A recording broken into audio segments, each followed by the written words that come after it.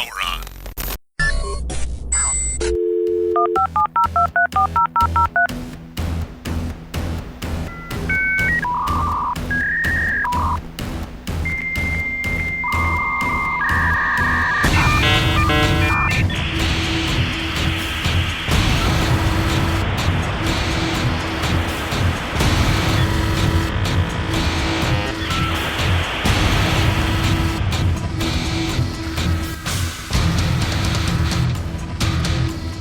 Accessing historical database. Year 2020. The tech giants become aware of the greatest threat to their corporatist domination. An obscure science and tech podcast becomes a major factor in a peaceful open source revolt against the military Silicon Valley industrial complex. The podcast, Sovryn Tech. Its host, Dr. Brian Sovryn.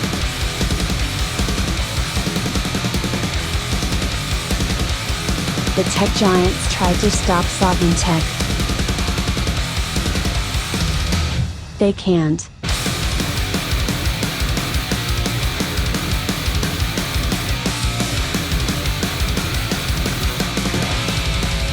Woo! Coming in hotter than 1,000 suns because the coffee is finally kicking in, and who did I need it? While wearing a Dream Theater t-shirt, you can be talking about none other than the Golden Stallion, the man of tomorrow, Sob Zoo, the rated R radio star, here for a little Sovryn Tech this week, episode 369. Oh, I love those last two numbers. Don't mind the first one either. But regardless, we've got a lot to get into in this episode of Sovryn Tech. A lot of stuff I want to cover up, Yeah, it's all a cover up. Goddamn it. Actually, speaking of covering up, what I meant to say is I want to cover before we get into episode 370. But speaking of covering up, now for reasons that I wish weren't so, please don't confuse what I'm saying as somehow being insensitive to really any demographic, I would hope. The only demographic I ever cared to be insensitive to are status. Woo. But covering up, I am enjoying walking around, inside stores, whatever else, wearing a face covering. Now, I'm being very particular in my terminology, and of course, this all comes from conversations that the absolutely remarkable IA330, Ellen Sovryn, boy, I love the sound of that. But conversations we've had where around this, and okay, look, folks, like I said, now I plan on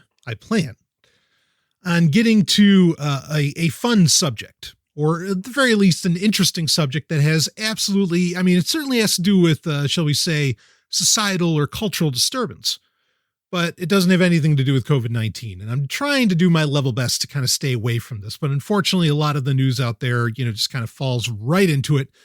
And well, it's going to get interesting when we get into the Foreplay, because that's going to play into HackSec.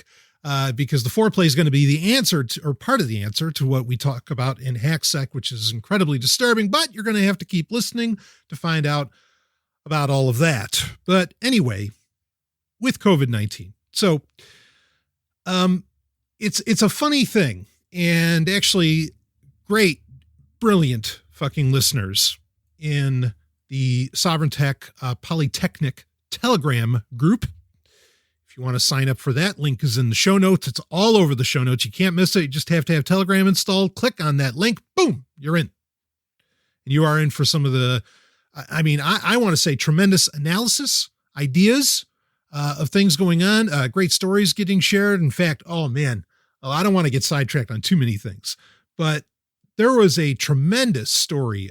Ironically, it was in Pocket. And so I imagine it was in much more than just my Telegram group. But it was, wow, what was it from? Foreignpolicy.com or whatever. Anyway, the bomb didn't beat Japan, Stalin did.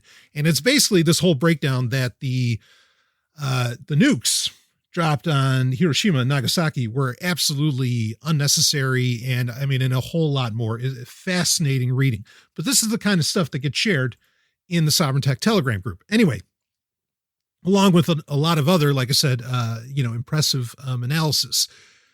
But, masks have come up quite a bit. And one listener actually brought up a point, which is a point that Ellen and I were talking about even a couple days previous as well, which was that it's amazing how the United States, particularly its government, has done a complete 180 on the importance or the perceived importance of wearing masks.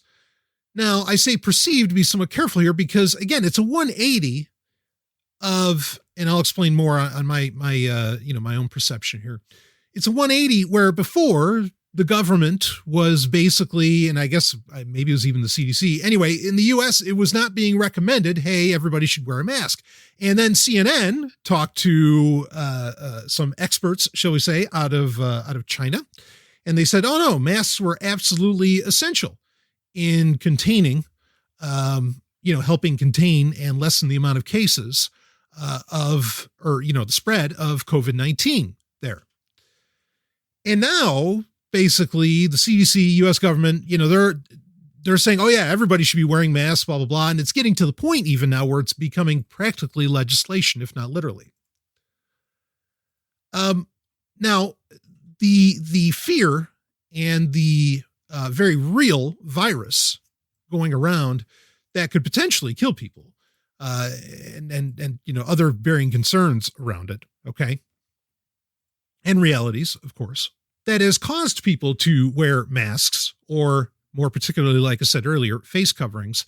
This is very interesting. So I have been supportive of wearing varying garb for years, long before coronavirus or this coronavirus was anything novel.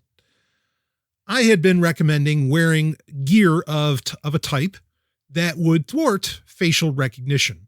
In some parts of the world, it's really a way to stay alive from the attacks of, say, predator drones. In other parts of the world, it's just a damned good idea to fuck with the system, which I fully support. Now, basically, like I said, it's practically legislation to be wearing a face covering of some kind. And you have where organizations are even sharing PDFs for, that gives people like sewing patterns basically on how to create face coverings and so on. And now I keep saying face coverings because I want to raise an important point here. So now, like, say your N95, respirator, your N95 masks and so on. The medical professionals do have a dearth of a lot of available safety equipment. And actually, it's not just masks. As I understand it, gowns are an issue as well. There's a few different things out there. And there are a lot of medical organizations and hospitals and so on are actually requesting out from their local communities, hey, we need, like, in one state they'll say, and I don't mean one state like a Zemyatin novel, like We or something, but it's just in one geographic area. They will say, hey, could everybody around help us? We need 1 million masks. Any covering is better than nothing. And they will request it. And it's actually turned out very well, where just your everyday people or grandma steps in and starts saving the fucking world, and good for her. And that's happening, but that's because of this shortage. Partly that comes from panic buying and other things. We don't need to get into the details around that. But bottom line being is that there is a shortage of a lot of safety equipment for medical professionals. It's a very real thing. Okay. And I'm not going to get into border disputes around 3M and them, producing stuff for other countries and blah, blah, blah. None of that's even, really, really necessary. So now there are those masks that I think, yes, should they be going, if there is a shortage, should they be going to medical professionals? Absolutely. In fact, there are donation bins where if you happen to have them, you can donate them, et cetera, et cetera. Does that mean the everyday person shouldn't have one? Well, that gets into a finer tuned conversation. But regardless of what you think about the masks and all this other stuff, what I want to lay out to you, and this is the realization that I had earlier, I am really appreciating, because like I said, even before COVID-19, before it was even a health concern as far as viruses go, I've been saying that, wow, when you live in a surveillance society, which we do, a a dream world would be where, you could basically get away with wearing masks all the time and not being thought to, or some kind of covering and not being thought that you're, I don't know, a robber or some kind of criminal or whatever. Now you can, and I mean, and this is the first time where I can really, I remember, so like when I was in Afghanistan and Iraq, you'd wear whatever, like a bandana or other kinds of coverings. You'd wear them around your face. It was just a necessity because of the sand and so on. And you could certainly do it there. But other than that, I can't recall a time where I could really, where it was seen as normal. Not that I do everything based upon normal. In fact, quite the opposite. But it was seen as normal that you could wear, a face covering of some kind. And where people, didn't really think twice about it, or where you weren't the only one, right? So there's an interesting advantage, again, for reasons I wish weren't so, but there's an interesting advantage and an interesting comfort. And I got to admit, I felt a certain comfort. I found myself almost, again, for unfortunate, it comes out of very unfortunate impetus. Okay. But I did enjoy wearing, this face covering the whole time. Now, if it was, 100 degrees outside or something like that, not that that's often like that here on Ice Planet Zero in New Hampshire, but, maybe I would feel a bit differently on the matter. But regardless, it was very, very interesting because this is something I've talked about that we need to get into doing. And look, it's not like other people haven't already tried. There are plenty of people who describe themselves as crypto anarchists. I'm certainly an anarchist. I don't know if I'd use that moniker. It gets attributed to me often enough, but whatever, that's fine. I know crypto anarchists who I've seen at events over the years. And again, long before COVID-19, where they have sunglasses on, they have, full head coverings, everything. They don't want to be tracked as much as they can help it. Now, how did they get, off of the plane wearing that? Well, that becomes a whole other conversation. Okay. No doubt about that. But it is an interesting time where, there could be a time where to thwart facial recognition technology. And if you think that time is not coming, I have airports in China to tell you about. No, I don't even have to go there, because when we get into HackSec in this episode, you are absolutely going to see where things that, and I can remember when I was criticized for making said claims of the amount of power and the tracking ability of the block of sensors known as a smartphone that sits in your pocket that Google eventually could and did and will and is using against you, quote unquote. I remember hearing, oh, no, they'd never do that. Oh, it wouldn't work. Oh, nope, it's not like that, blah, blah, blah. Well, you just wait until we get into HackSec. But regardless, so the clarity around masks and face coverings, okay, I want to talk about this for a minute. Even if, because I know what instantly people are going to say, and, as much as I try to express that I'm somebody who really does his best to do his homework, to do his research on matters, you still get that person who comes up, oh, but Stallion, what about this?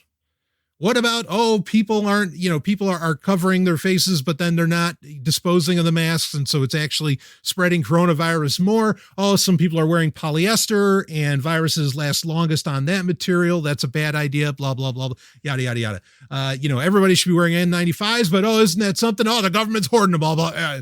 Oh boy. Okay. So I think that wearing face coverings, not just masks, but wearing face coverings is overall a helpful thing, regardless of whether or not it actually prevents, let's say, the spread of the virus because of the face covering itself. I think that there's a powerful psychological aspect to wearing a face covering. In fact, I can hear Mickey in my head saying, it's like, yeah, you got to wear that face mask. It gives you what the Bible calls a psychological edge, right? Something like that. Something like that. No, it's not a psychological edge, but it's almost a reminder, okay, of wearing, when you wear a face covering, a reminder to people perhaps to, keep 6 feet, keep 6 feet away.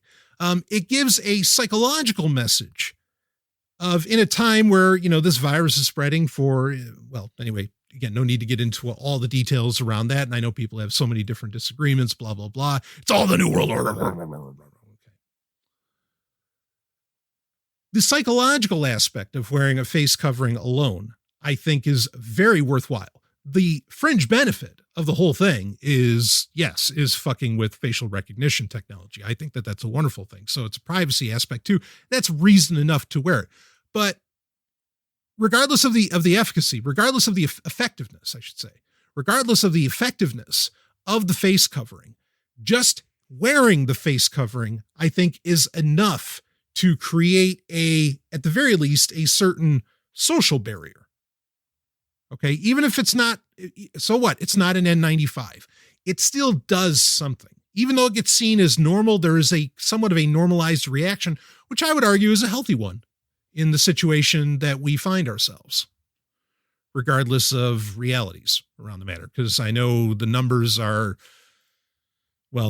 funny things that we keep hearing about. But anyway, I just want to be, and so, the masks, and the reason I talked about face coverings, and this is what came out of the conversation between Ellen and I, among other things. But fine, let the medical professionals have the masks. Let them, use it and be treating people and keep them safe. And absolutely, I think that's dynamite. Okay.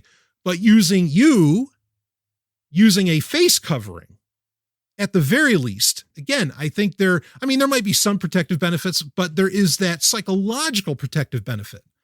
Okay. And that message that it sends that I think is frankly worthwhile. And differentiating between a face covering and a mask, I think, there's a lot, I see a lot of stories of people saying, well, is social distancing sending the wrong message, blah, blah, blah. Yeah. Life on the internet isn't real, folks. Anyway, I think differentiating between wearing a facial covering or a facial covering and a mask, I think I think that's an important distinction to make. Okay. And again, regardless of its effectiveness, I think just the imagery, the sight of it alone of a facial covering is something that is beneficial in itself. And you get to practice early against the surveillance society. Or, it's not early, it's here. We are living in a dystopia, folks. Okay. For many reasons. So give it a shot. I got to tell you, I love the feeling. Granted, I have a face for radio, so I don't mind covering this ugly mug anyway. But I found it to be very beneficial. Anyway, I don't know. We're going to talk about, we can't help but, because there is a reaction to COVID-19 from Silicon Valley, we can't help but talk about that. And we will get into that during HackSec. But for now, let's get into our foreplay, where we get into all the little stories happening in the tech and sometimes science world. In fact, let's start off with something that is seemingly benign, at least by comparison to the bulk of what we talk about often enough on this show. But I was very surprised to learn that Microsoft is now renaming Office 365, which is a very, very successful business for them. It's not like they needed to rename it for some kind of branding concern, or some kind of like a branding issue that was interfering with profits. By no means. They are renaming Office 365 to just flat out Microsoft 365. Now, what's behind this? Well, there are going to be some new features involved. There's that, Play My Emails, which I guess lets you read your emails in the morning while you're, doing whatever the hell you're doing. Well, anyway, we don't have to go down that road. There's the Microsoft Family Safety app that's going to be a part of this Microsoft 365 initiative. Again, they're rebranding Office 365 entirely to Microsoft 365. Now, the Microsoft Family Safety thing, the weird part here is this is similar to, digital well-being that, that Google has built into Android, where it can tell you, or you can you can change varying settings, some of which I think are genuinely great. But for example, you can see how many times you've turned your phone, like you've hit the power button on it and turned the screen on, how long you've looked at the screen, how long you've spent in certain apps. It also, well, one of the cool features that it gives you is it lets you set the screen to grayscale, which is actually going to speak to a point I want to bring up here in a second. But it allows you to set times where you don't get notifications, kind of a do not disturb setting of sorts. It allows for a lot of varying features. And the basic idea is the abstract concept for digital well-being that Google put into Android, and of course iOS has similar, is trying to change your relationship with your smartphone to keep you from getting what could be perceived as a digital addiction or smartphone addiction or what have you. Now, Microsoft 365 and its Microsoft Family Safety app, and it's in preview right now. That'll be getting released publicly over the coming months. Is basically the same idea. It's the same concept as digital well-being, but obviously it's going to play across everything Microsoft, and I would assume that includes Windows 10. Now, here's the rub with this. If these companies, because it's not just Microsoft, it's Google as well, it's Apple, you go down the list of them. If these companies didn't spend so much time, just like most other app makers, just like 99% of Silicon Valley, if they didn't spend so much time putting features or even just doing visual tricks and visual cues, audio cues, all kinds of things, if they weren't baking in so much shit into their products designed to not just get your attention, but keep your attention, I believe that they actually cared. Like this really, so the rebrand, okay, let's get to the heart of the rebrand, and then let's talk about what they're doing here. The rebrand and the Microsoft Family Safety app, we'll call it, okay, this is all just to please investors. They don't give a shit about you, because you know what they would do if they were really concerned about how much time you're spending on your screen, because the Microsoft Family Safety app would allow you to control your children's devices, because you're some lord over them or something. I hope you heard the sarcasm in my voice. Okay, they're just little humans. Anyway, you're a steward, not a lord over them. Would allow you to control their devices. I mean, frankly, could we turn this around? Here's two things, Microsoft. If you actually gave a shit about the family, maybe you should give kids control over their parents' smartphones, because I don't know. Granted, I haven't been to a restaurant in a little while because of COVID-19, but every time I go there, I wasn't seeing the kids with a fucking screen addiction. I was seeing the goddamn parents with a screen addiction, not paying attention to their kids.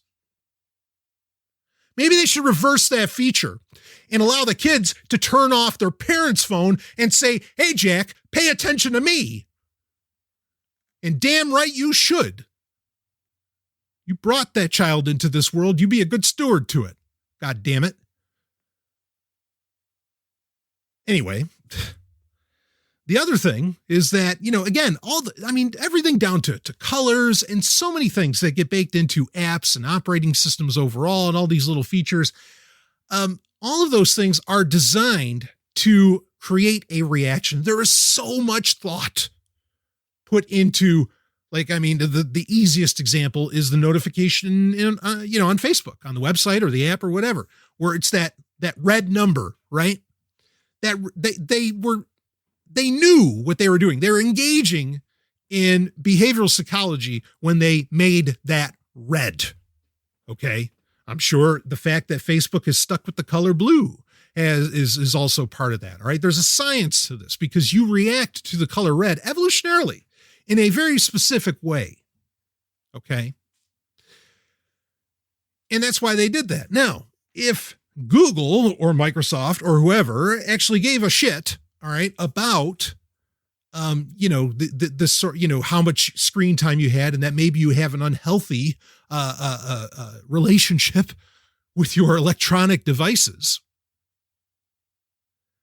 they would probably, what they should do is they should turn on the grayscale feature all the time. unless you have a very specific window, like, I don't know, maybe if you do open up Photoshop, use GIMP, but okay, if you open up Photoshop, it would have some color in that window, but then the rest of the operating system would, be as bland as, picture something bland. I don't know, the quarters of a Dairy Maid. How about that? Wow, where'd that come from? Anyway. This boy has an interesting mind, I'll tell you that. So, okay. Maybe they would do that, but they don't. So this Microsoft Family Safety app, bullshit, absolute bullshit. And renaming Office 365 to Microsoft 365. I think there's some honesty in that, but the ultimate reality around the matter is that it's just to appease investors and make it look like the company's doing something new. Because again, it's not like there's really any innovation going on here. It just isn't, and certainly Microsoft has failed in a lot of ways when it comes to the smartphone space, even though, again, Office 365 itself, or now Microsoft 365, is a wild success, does crazy money, billions of dollars a year for them. Does crazy, crazy money. And over the years, I've even recommended on Sovryn Tech, I've even said, it hasn't been true since OneDrive Gate occurred a couple of years ago, but I even said, that's a tremendous value considering what you used to pay for Office alone. It's been hundreds of dollars. It'd take you years of paying for Office 365 to even come close to what it used to cost just to buy Office flat out, hell, back in the 90s. But now, as far as, what is with Microsoft 365? Well, certainly I do think that this is pointing at that eventually, and we predicted this years ago on Sovryn Tech, that, it feels like Windows 10 has basically been released for free, right? When it first came out, you're still paying when you buy a new laptop that has Windows on it. I'm sorry. But when you do, there's a license fee that comes with that, of course. I think eventually, and what a thing that I predicted is that eventually, and this partly came true, eventually they will charge you a monthly subscription fee to get unique features that will come along with your Windows subscription. Okay. Now, not uninterestingly, about 3 years ago, I want to say it was, maybe it was 2. I think it was 3. About 3 years ago, Microsoft did start offering a subscription model to enterprise for Windows 10. Now, it was a good deal for the enterprise space because they didn't have to buy company-wide licenses. They could basically pay a subscription fee every month. Of course, they'd pay it into perpetuity, but they could pay a subscription fee, which was significantly cheaper than buying a bunch of licenses. And they could just have, they could renovate basically, their entire framework within the company. So they did pull exactly what I said. And in fact, a listener shared that story with me years ago and said, hey, you were right. And well, I think now that this is getting rebranded, again, it's an investor play for sure. But also, now that it's getting renamed to Microsoft 365, I think that's because it encapsulates much more than Office. They want to get you subscribed to Microsoft itself. I could imagine in fairly short order that Microsoft 365 will eventually include, say, like an Xbox Live Pass. Okay. It will, already we know, I mentioned a couple of them. There's the Microsoft Family Safety app.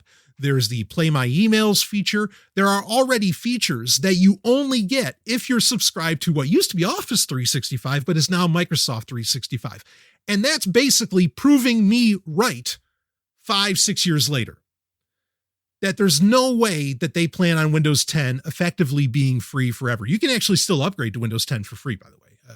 I think that window is, they've found tricks to still make that happen. In fact, actually, you could call up Microsoft and say, because they extended the window, I think indefinitely for anybody that needed, accessibility features, right? For, varying impairments. You could just call up and say that and they'd give you a license. They don't care. This is the funny thing. You could basically always get Windows for free because you could just, as long as you found a license, you could just call Microsoft and say, oh yeah, I knew a person, how about I say it that way? I knew a person that did this all the time. You know, we'd call him up and forgive him, he's Jewish. No, sorry. It's bad of me. No, I really am Jewish. But anyway, you know, you call him up and say, yeah, I'm an OEM. I got this license. Could you let that pass? Inside of 5 minutes, you're done on the phone and you've got a free copy of Windows. And this was true ever since XP. And I'm sure it was even true before then. Just the person I'm talking about isn't that old. So anyway, but regardless, as I said, I just knew that this is the direction that it was going to end up going. And I think that this is blatant of both, that now you are getting features that go across device, right? These features will only exist in Windows 10 if you are a Microsoft 365 subscriber. It's also true for smartphones, sure, but my point is proven. And you are going to get a more feature-rich version of Windows or version of Microsoft apps in their entirety, which where do those begin and end, even the OS and Office, right? If you pay a monthly subscription fee into perpetuity. So I was spot on. Grant, I know I wasn't the only one that independently thought of this either. Okay. We all knew that it was going this direction, but we knew it years ago. So ironically, I'm not seeing a whole lot of people bringing up this point that you are suddenly paying for premium versions of Microsoft, or you're even paying for premium features within Windows 10 itself. And thus Windows 10 was never really free if you wanted to get everything involved. Not that it necessarily needed to be free, but now it's an even worse deal, right? Because you used to pay one-time fee and you'd get all the features, you'd get all the service packs for free that would bake in all kinds of stuff, right? You'd pay one fee for a license for, for Windows, whatever version, XP, Vista 7. We shouldn't mention Vista, but keep going. Okay.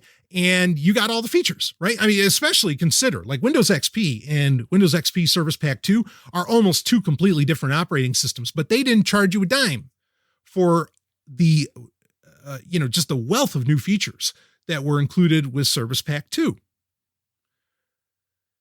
So Microsoft is basically, getting, and again, Office 365, when it was just that, was already very successful, but now they've basically just hooked everybody in, or hooked a lot of people in anyway, and will probably hook in more, especially if they bake in the Xbox Live Pass with that, or like Project X Cloud or something with Microsoft 365.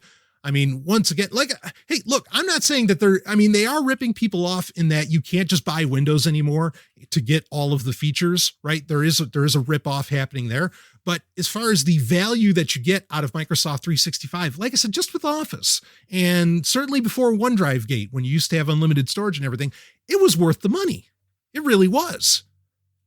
And, adding in Project X Cloud and some, for gaming and some other things, it really becomes worth the money again. I'm not saying it's a good thing, as I've been saying over the past few episodes of Sovryn Tech. Windows 10, Windows doesn't belong in the home anymore, unless you're working from home and you have a work laptop, right? I guess then that's a little bit different.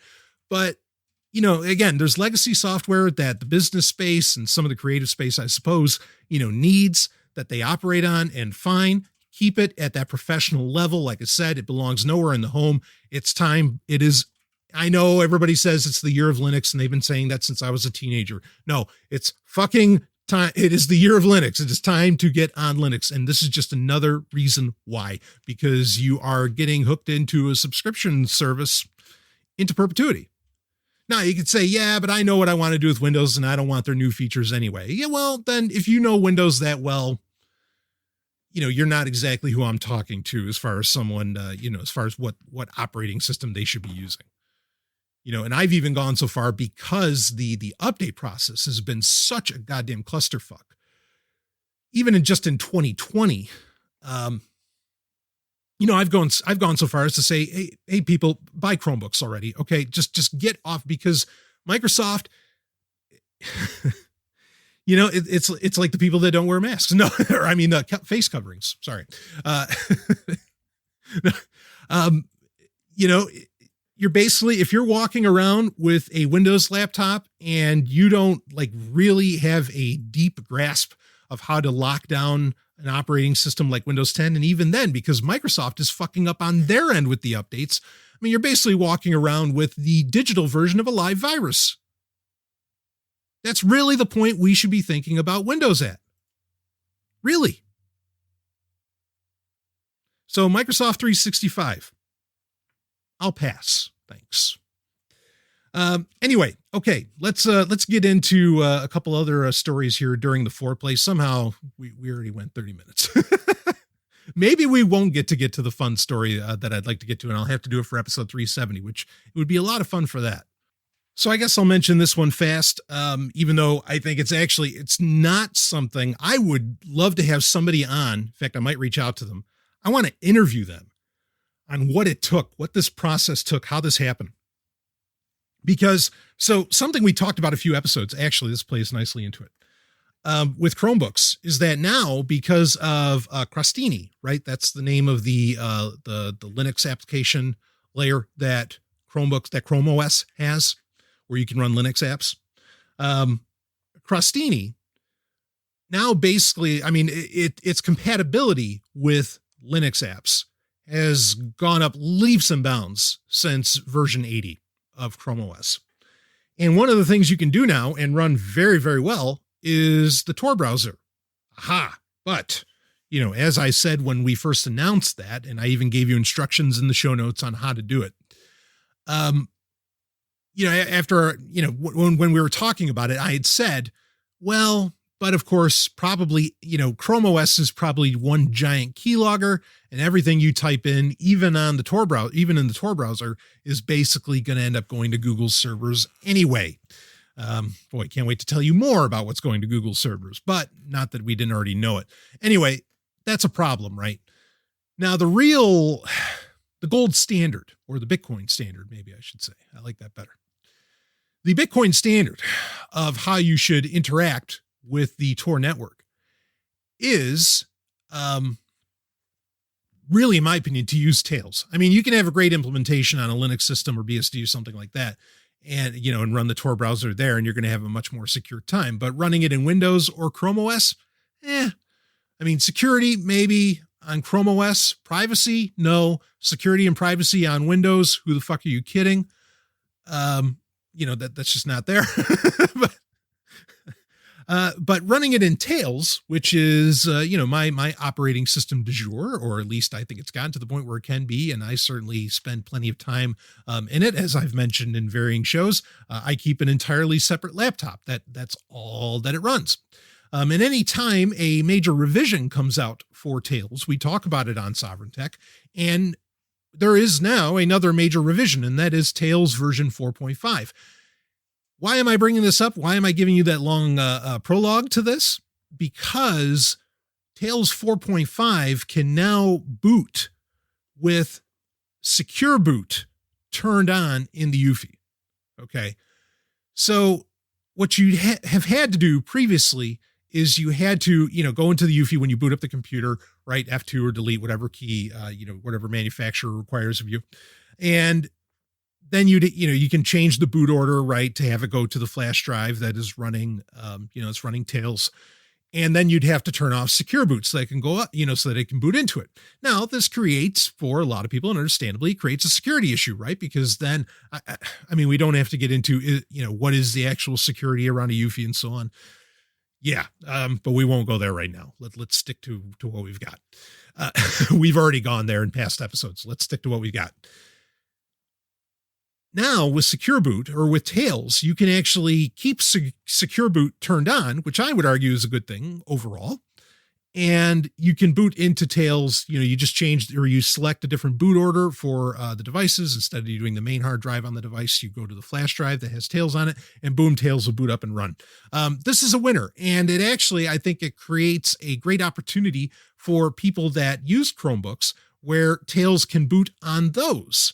Right? Because Chrome OS, you know, has a very secure boot sequence. And that, you know, that should be able, I haven't tested this yet because this literally was announced. I mean, I messed with, they put out the release candidate last week. But the full version I haven't tested yet, but it will probably work for that. Regardless, this is a great update in the first place. And of course, I mean, there's a lot of bug fixes and other things in version 4.5 of Tails, so you're going to want to update as soon as you can. But I think that this is a huge win in making Tails more viable in modern computing environments, as I am fully supportive of. I mean, I think that that's a great and wonderful thing. So dynamite there. Moving on from that, we have another story in the Foreplay. And this is actually part or one possible answer or response, maybe response. I like that word better. Response to what we are going to talk about in HackSec. Okay. So Lineage OS, big fan. I've run many phones over the years. I mean, I used to run phones that ran it as CyanogenMod back when it was called that. Lineage OS, of course, is the Android compatible. I mean, it's based off of AOSP, so it's kind of Android, but anyway, is the Android compatible operating system that is an alternative if you don't want to run Google's stock Android and you'd like a whole slew of features. There's an irony in that a lot of the major features that I think people like Lineage OS for example, it allows you to tether for free without paying for an extra tethering fee every month. It allows for that, which is great.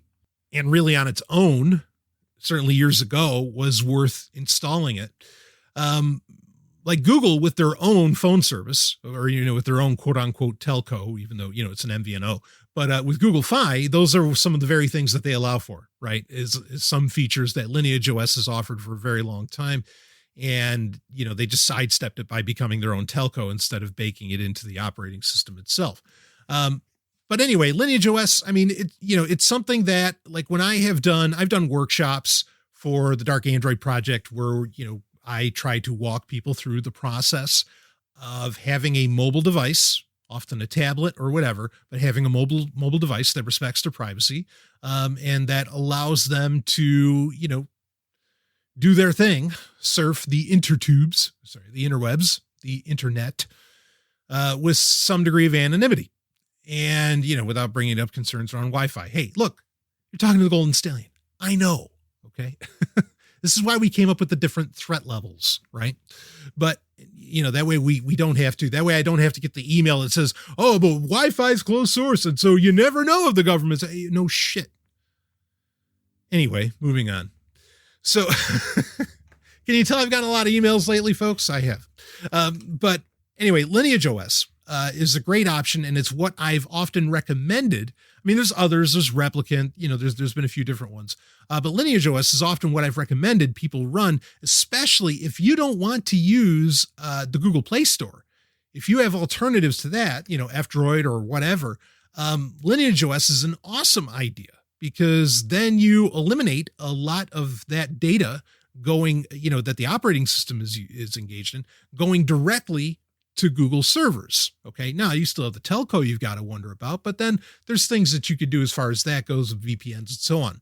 But regardless, Lineage OS version 17.1, which is based off of Android 10, is officially out. And it has a pretty impressive list of smartphones that it's available on. Now, again, there are other Android alternatives, okay, that, I mean, what is there? Graphene OS, which is very secure, and there's some other ones that they usually work on and understandably why, they usually work on a very small set of hardware, right? Like maybe they only work on Pixel phones or something. And of course, that's because you don't, the developers, you might have one or two developers making, or maybe a couple more making an entire adjusting an entire operating system for this and doing development work on an entire operating system for a smartphone. And so they can't spend the time making the small alterations or major alterations to make their custom ROM, as it would be called, work on, varying smartphones, work on, a bunch of different models. Lineage OS has been very fortunate that, of course, it's been around for a very long time, even when it was called CyanogenMod. And the community around it, I mean, you get custom ROMs of the custom ROM, right? And so there's a lot of nice features baked into 17.1, but I was very impressed well, there's some disappointments, like the Echo Pro 3 is no longer supported as of 17.1. Maybe that'll change down the line. But there's a pretty long list of phones from LG, surprisingly. The Galaxy S4 is supported by Lineage OS 17.1. Again, for a lot of phones, this is probably the only way you're going to get Android 10 on them, or what, equates to Android 10. The most interesting that I think is actually, well, the phone that I use as my daily driver, which is the Moto X4. This little phone is so fucking capable, right? It works with just about any radio you point it at. It can work on Verizon, T-Mobile, Sprint. Well, I repeat myself, AT&T, go down the list. It works with pretty much everything. And also, actually the Moto X4, as far as I know, no carrier. And even I have the Android 1 edition, which should get Android 10, but it is yet to. It did just update to the March security updates, which is pretty good. There's months where it comes out on the first, or where it comes out in the month, and then there's months where it comes out about a month late, but I'm still happy to get those security updates. But that's one of the advantages, of course, to having Lineage OS, is that you do get a lot of the latest security patches on phones that otherwise would never get them, and certainly would never get, Android 10 on them at all. Now, I'm not at the point, because I'm using this phone for some very specific things, I'm not at the point of where I'm going to put Lineage OS on this Moto X4, but it's a great option to do so, and I can tell you it's an absolutely great phone. So if you are interested in dalliancing with Lineage OS, particularly with 17.1, just to get Android 10 perhaps, you can get a Moto X4 for a song. You can get them for well under $200, well under $200. And if you're just going to pop a custom ROM on them, go for it. I think that's a great idea. And you might want to skip the Google Play Store when you do that, because, well, you'll find out why when we get into HackSec. But anyway, there's a lot of updates and things that they put into 17.1. I think that's great. I love that this is still so heavily developed and there's such a community around it. I'm definitely supportive of people jumping on board with it. The smartphone is a funny thing, like inherently, and I think we'll get into this when we get into HackSec, inherently, it's not a secure device, especially when we're talking about the SIM card. And that's a whole other animal on top of that, and the baseband firmware and so on. But you do what you can do. And again, every little thing you can do, kind of like how we were talking about, where there's a certain psychological edge. We'll go ahead and use that term. Thanks, Mick. There's a certain psychological edge, as the Bible would say, that wearing a face covering would give you. So, and maybe there's a certain psychological edge, or a certain, even if it's not everything, there's a certain edge of privacy and security that using Lineage OS over Google's stock Android or whatever other manufacturer out there, will give you. And we'll talk about that in HackSec. So why don't we go ahead? Let's take a quick break, and we'll come right back with more Sovryn Tech. Woo!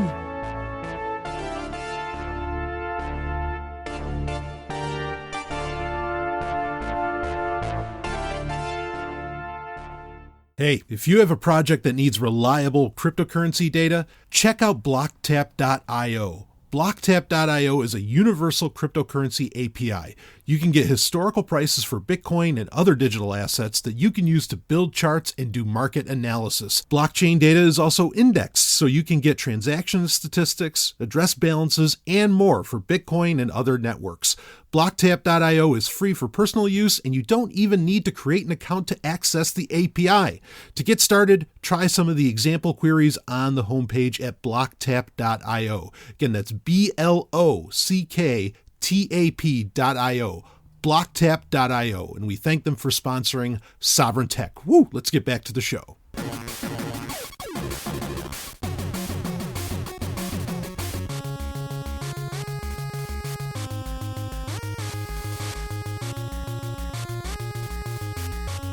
HackSec. Like I said, I really don't want to talk that much about COVID-19 on the show. There's already plenty of shows already talking about it. I know that we can't necessarily avoid it, but if you do want to be in on that conversation, and actually, perhaps most interestingly, regardless of any realities or perceptions around the COVID-19 situation, if you want to hear what other people, like other real people, not people on the internet per se, but other real people, because people on the internet aren't real, unless maybe if you're in the Sovryn Tech Telegram group, you might want to go give a listen to Sovryn Tech sponsor Free Talk Live. I really recommend this because you're going to hear some amazing things on there. I mean, I just in the past couple of weeks, I know I have. So freetalklive.com. This is a radio show. It is the number 26 talk show in the United States. And I'm sure that number is going to go up in the coming years because even with COVID-19, it has not quit. It just keeps on rolling, baby. 7 nights a week, 3 hours a night. It is an amazing piece of content that you could take in every single day. And if you want to do it more than every single day, there is over 10 years worth to listen to when you go to freetalklive.com. Head over to the website. It's an open phones call-in show. So guess what? If you don't want to just hear from other people, but you want to get in on the conversation, you can do that. You got theories around COVID-19. You got some interesting factoids to bring up. Go for it if you want to. I don't know I don't exactly know how they feel about all the conversation around it. I'm sure they don't mind, but that's the point of their show, right? Open phone. So rock and roll. But you can call in, you can be a part of the conversation or go listen to the conversation. Just go to freetalklive.com. And I thank them for sponsoring Sovryn Tech.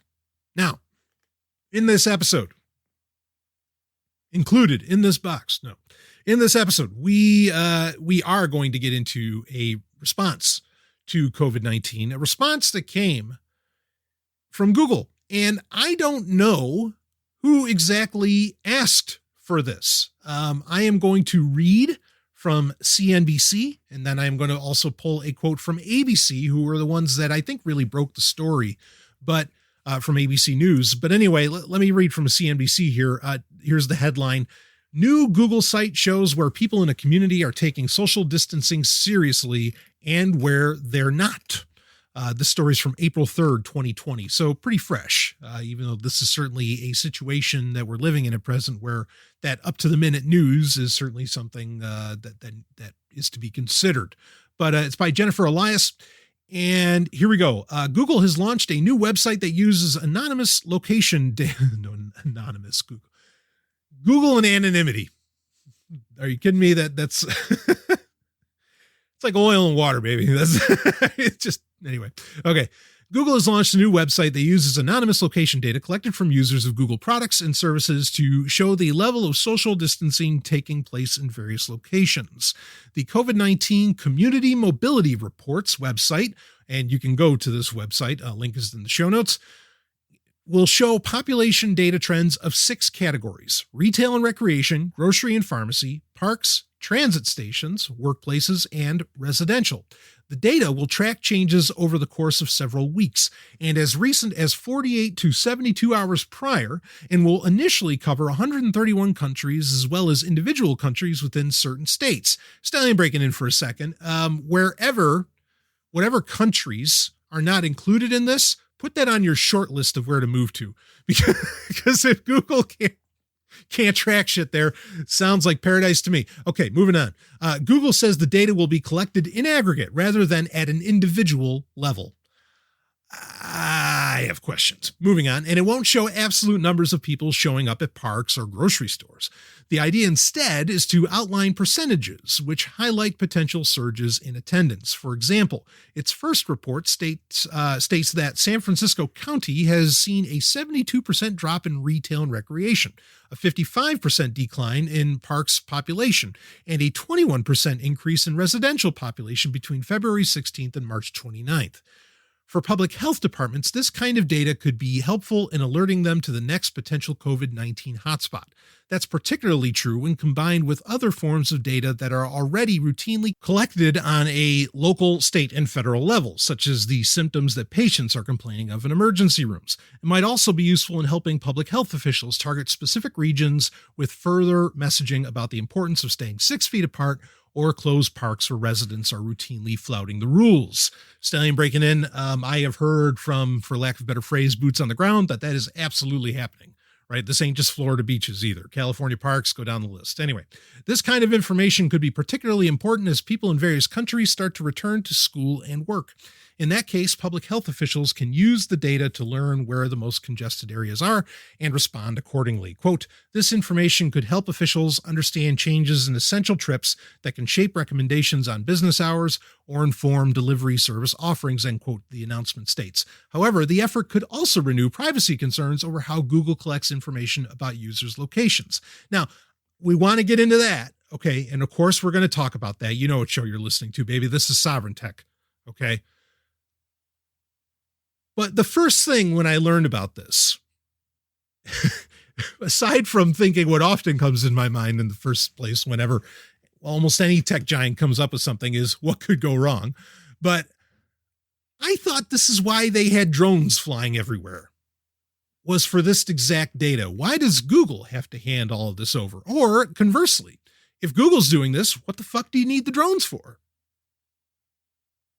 What, because they have loudspeakers on them? Well, hell, I guarantee you Google could have a message pump out right through smartphones if they needed to. I mean, this is probably far more accurate than any drone could possibly be. But for them to this is basically a double down on surveillance because of this situation, right? And that, I think that should bother people. Like, why go for... And you could say, I suppose the argument could be made that there's no such thing as too safe. No, I think you've got some funny logic there. That is not true. There is such a thing as too safe, i.e. helicopter parents. Anyway, and that's just off the top of my head. That's just a quick one. If we really thought about it, we could break that down. That seems like dramatic overkill. And to say nothing of the fact, and something I want to bring up here. I mean, if this is all about health concerns, as we have brought up over and over again, and research has been done over and over again, people thinking that they are being watched creates stress. Stress is bad for your health, for your immune system, adding on stress. Okay, because I guarantee you nobody feels safer that Google is tracking every little goddamn thing that they do. Nobody feels safer because there's a drone overhead. I guarantee you that. If there is, we need to have a sit-down conversation with that person who looks up into the sky and says, oh, that police drone. Hot damn, I feel safer. You know what? There probably is somebody out there like that. Anyway, all right, well, let's move on from that. But you're actually creating, surveillance society in general is creating an even larger health problem beyond even COVID-19. Not saying it's more deadly, but it is creating an increasing health problem, right? Yes. So anyway, the drone thing and this, that doesn't equate to why you need both. Of course, whole conversation to have around, do you need either? Well, let's keep going with the story here. The new site says that it uses aggregated and anonymized information from the location history setting in Google Maps and other services, which is turned off by default. That's not always true. But anyway, however, Google's location tracking settings have been a source of confusion over the years. Exactly. In April 2019, CNBC's Todd Hazelton found that Google had been tracking his location for years without him realizing it and explained how to turn tracking off. Also, my Dark Android book does the same thing, darkandroid.info. Anyway, in October 2019, Australian officials accused Google of misleading consumers in 2018 and earlier about the settings necessary to turn off location tracking. The latest efforts come as Google and its parent company, Alphabet, increasingly partner with government officials amid the COVID-19 pandemic. The Trump administration has partnered with Alphabet's life sciences company, Verily, for a screening and testing website, and it has created multiple landing pages for pandemic information and data insights. The global pandemic has caused policies to vary by state without material uniformity, leading to officials leaning increasingly on tech companies like Google. Now, that last sentence should bother the fuck out of you, because basically that's saying, well, so the federal government is relying upon Google to collect information because it gets rid of the friction that exists. And now I'm an anarchist, but, it's my understanding of political science, American certainly, politics is that the friction between state and federal government is there on purpose to keep the federal government from overstepping its reach and becoming the new King George. Too late. But so they're using tech companies to just flout the whole goddamn system. You could say that it's for the better. Well, let's talk about that a little bit. Again, there are measures that were already put in place that are supposed to do the very thing that's being talked about here. We just got into that with drones and so on. Okay. The website, you can go to it. You can go to yourself. You can look at the data yourself, or at least you can look at the data in aggregate. Yes. Okay. Here's the problem is that we haven't seen, okay, Google, show me the money, show me the proof that you are collecting this data in aggregate. Okay. Meaning that you're collecting it through a stream that does not identify specific individuals and thus is more or less respecting their anonymity. I don't believe it. And in fact, when this was first getting reported on, and it took a while, I think so when ABC News broke this, it took almost a day. At the very least, it took many, many hours. And look, I know how the whole PR space works. I know intimately how the whole PR space works. Okay. And there are times if a story's hot enough, you can turn that story around inside of an hour or two. And I've seen those requests. This should not have taken hours. It took hours or a day or more because I think they were trying to get they wanted to make sure the messaging was as accurate as possible because this is a scary proposition. Google is basically admitting that they are tracking every little piece of data that comes out of that block of sensors in your pocket known as your smartphone. And I'm sure this isn't just Android either, because if you have Google apps installed on iOS, they might have access to that trove. I am not the biggest expert on iOS security and how a lot of that works, so I could be corrected upon that, and I'm open to being corrected on that. I have no problem admitting when I am wrong, and you can let me know. But with Android, oh yeah, they've got it all, for sure. Now, I want to read a line from ABC News's quick report on this. And it was part of their live blog. So it was kind of happening as it was announced. Okay. Here we go. Google says the reports, and meaning the community reports, were, quote, were developed to be helpful while adhering to our stringent privacy protocols and protecting people's privacy, end quote. Quote, no personally identifiable information, such as an individual's location, contacts, or movement. Now here's this is a direct quote from Google. Here's the key line. Okay. Again, no personally identifiable information such as an individual's location, contacts, or movement. Here's the key line will be made available at any point. Now let's break this down. Those last few words are the most important thing. But let's break this down. So you can go there and you can look at this data as well.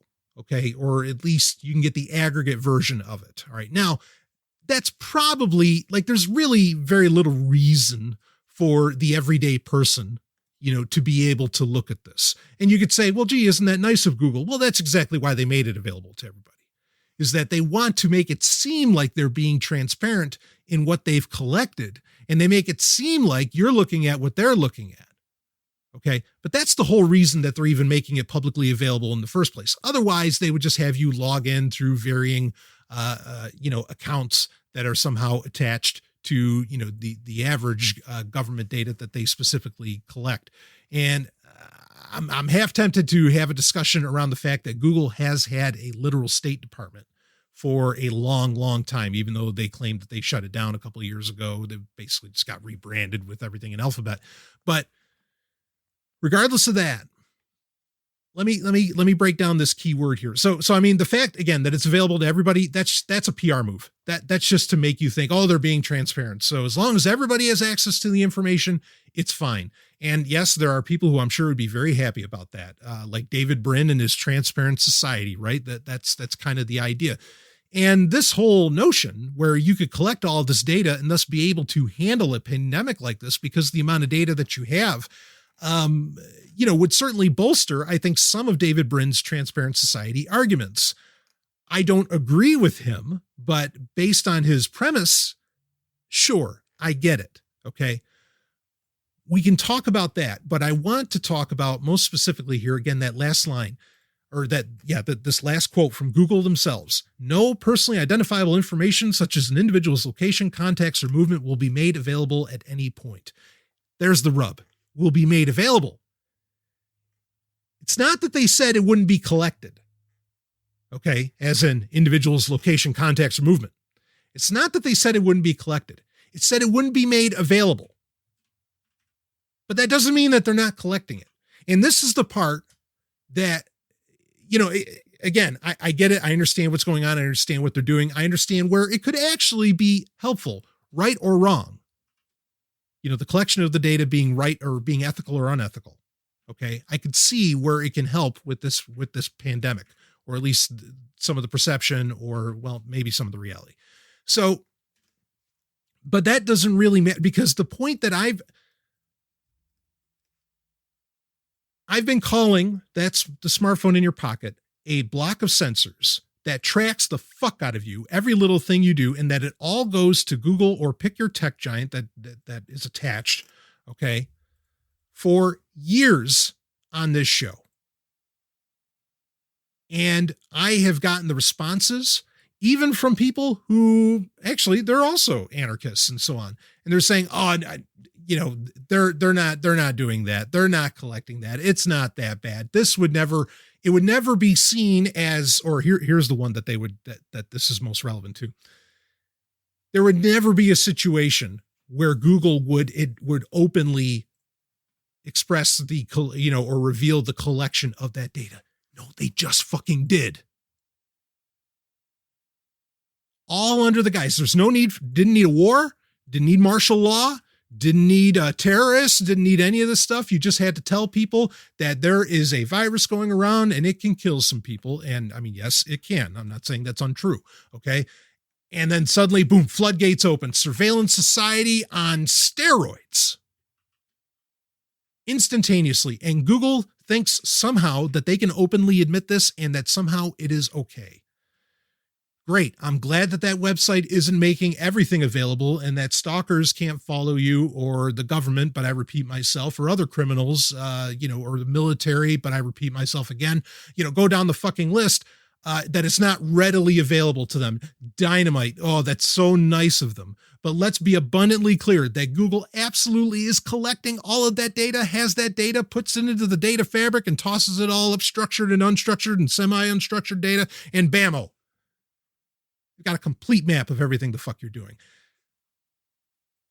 Had a great listener share on Twitter saying, hey, this is why I use, and this is something we discussed actually in 2019. We did a whole episode about this, where you use different devices for different parts of your life. Okay. You use, like I said, for work, fine. You have like a Windows laptop or something that you end up having to use, and that's for work, and you only log in with work shit and you do only work on that. Your smartphone, well, you try to treat that thing like a disease and keep it away from you as much as possible, or try not to use as much as possible. Fine. Tablets, on the other hand, that's where those could be your personal consumption devices, or maybe even your personally creative devices, and so on. I mean, there's a lot of different ways you can mix and match, and everybody has different tolerances, but it was a solid recommendation. And I was honored that he brought it up and tagged me and everything on it, on the ABC News story itself. Solid recommendation to make to people. You've got to be aware, okay? Regardless of how you feel about the COVID-19 situation, you've got to be aware that Google is collecting all of this data and they can make it useful against you, or against civilization in general, or whatever. I mean, you could say this is for civilization, fine, but how hard is it, especially when it's made abundantly clear, even in the CNBC story, how Google and the government have been making a lot of inroads lately. How that doesn't terrify the fuck out of you, I don't know.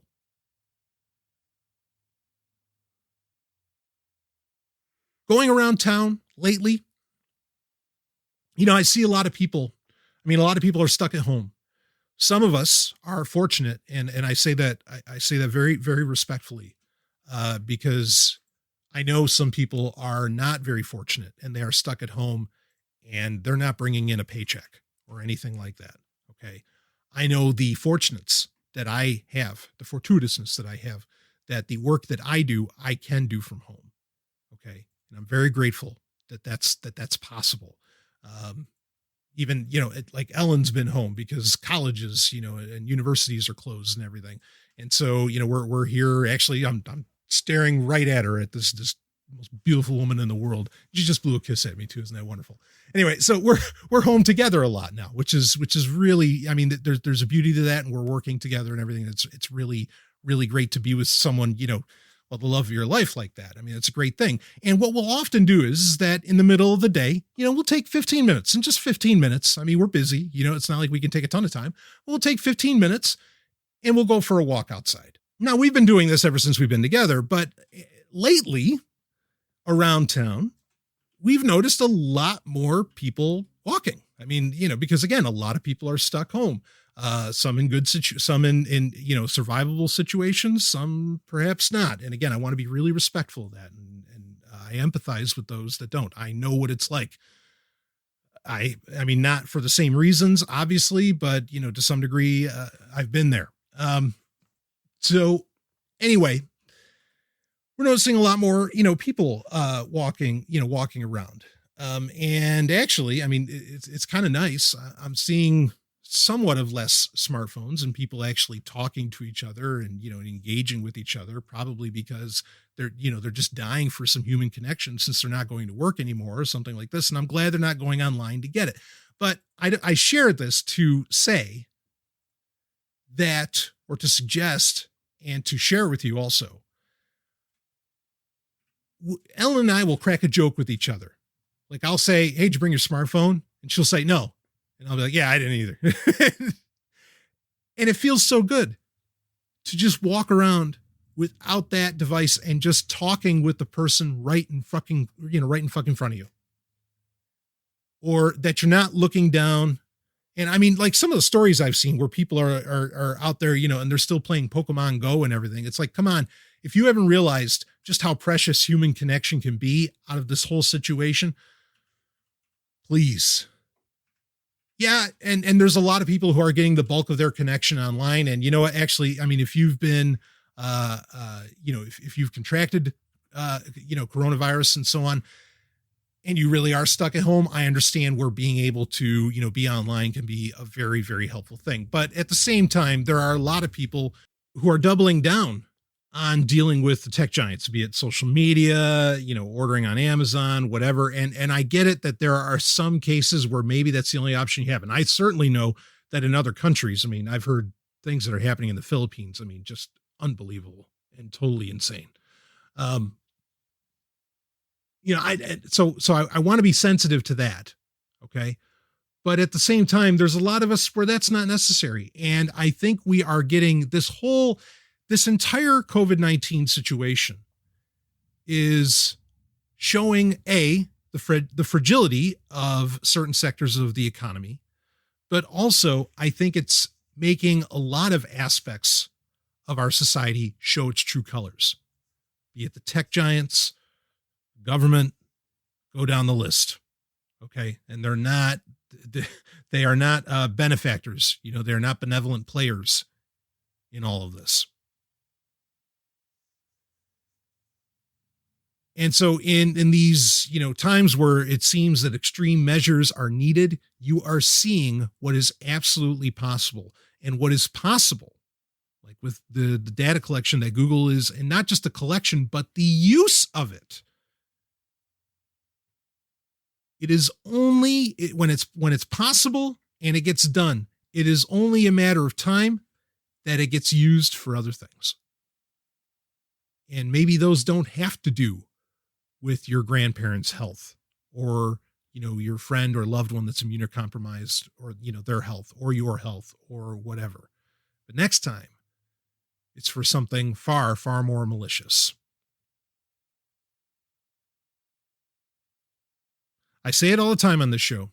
Any and all data collected about you can and will be used against you. It is not if, it is when. People who have been in Silicon Valley for decades will always tell you that the only information that's safe is the information that you keep in your fucking head. The instant you type it out on a keyboard, the instant blah, blah, blah. Like, I mean, you might as well assume that somebody else is going to see it at some point. And this isn't coming from the hyper paranoid. This is coming from tech execs that run companies that collect tons of data about you. They have no problem with the ethics of what I'm talking about, apparently. But regardless, they're not conspiracy theorists or nothing of the sort. This is they just know how all of this works. This entire situation is giving you the opportunity. I wish it didn't exist, but it's giving you the opportunity to rethink a lot of different aspects of your life. And I think with what Google is doing, it should make you rethink like we talked about at the top with the Microsoft Family Safety app or whatever. You should rethink your relationship with your devices and with, the internet in general, perhaps. I'm not saying you have to get rid of it all. It might not hurt, but but you should rethink it. Rethink. I mean, and that's just the tip of the iceberg. There's so much more to rethink. I look to my right and I see a couple of beautiful Baofeng 8-watt 2-way radios. Man, can't wait to use that action. What am I, a prepper? No. I'm just trying to think of, okay, what actually works and respects me as a human being and perhaps even respects others. You don't have to consider that, but I like the concept of egoistic altruism, right? Reconsider your relationships with these things. Reconsider your priorities. What were your priorities before all of this happened? And I wonder what you'll come up with. That's it for this episode of Sovryn Tech. Episode 370 will be coming hot on its heels, and I can't wait to share it with you. And I have a whole lot more that I want to share with you very soon. So anyway, that'll be it for this episode. Of course, you want to listen to other episodes, you just head over to sovryntech.com and get your hookup. And I will see all of you on the other side.